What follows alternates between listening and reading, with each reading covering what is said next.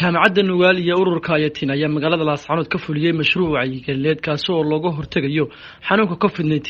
mashruucan ayaa lagu magacaabaa Hiil Hooyo waxaana laga fuliyay xarumaha caafimaadka ee hooyada iyo dhallaanka ee magaalada Laascaanood sidoo kale mashruucan Hiil Hooyo ayaa waxa ka faa'iideystay qaar kamid ah 20 MCH oo xarumaha daryeelka hooyada iyo dhallaanka ee gobolka Sool qaar kamid ah mas'uuliyiinta xarumahan ayaa faahfaahin ka bixiyay adeegyada ay siiyeen hooyada iyo dhallaanka oo ay mashruucan uga faa'iideysteen magacaygu waa Nasra Cabdiraxmaan Jaamac ka tirsan bahda caafimaadka gobolka Sool gaar ahaan xarunta hooyada iyo dhallaanka Saamile MCH adeegyada asaasiga ay ka heli karaan hooyada iyo dhallaanku xanaanadu waxay bixisaa ilaa 8 adeeg ugu yaraan ta koobaad waxay leedahay qaybtii bukaan socodka oo 5 sano wixii ka weyn ama under 5 iyo over 5 loo qaybiyo 5 sano wixii ka weyn iyo wixii ka yar waxay leedahay qaybtii lagu la soconayay hooyadu waqtiga ay uurka leedahay ilaa bilow ilaa iyo dhamaad waxay kale oo xanaanadu bixisaa maxay tahay qaybtii maternity-ga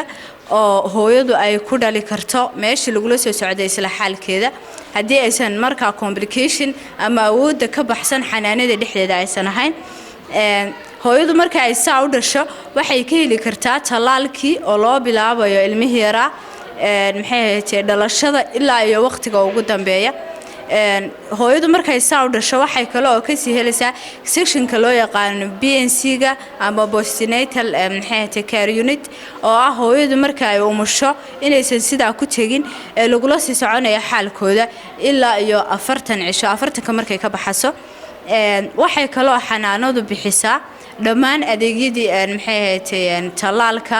caruurta yar 5 sano wixii ka yar waxaan magacaygu waa Nimco Maxamed Xasan kamid ah howlwadeenada gobolka Sool gaar ahaan xarunta hooyada iyo dhallaanka ee Saamile MCH inaan bulshadeeda kala qayb qaato wacyigelinta ka dhanka caabuqa COVID-19 sidaynu uga hortagi lahayn sidaynu isaga ilaalin lahayn sidaynu wada ogsoonahay waxa dalkeena dib loo furay duulimaadyadii dalka iyo dalka dibadiisaba sidoo kale waxbarashooyinkii taa macnaheedu ma ahan inuu xanuunkan ina ka dhamaaday ama ina ka tagay hadii waxbarashooyinkii iyo duulimaadyadii noloshii sidii caadiga ahayd lagu noqday in weli la ilaaliyo la taxadaro la isjiro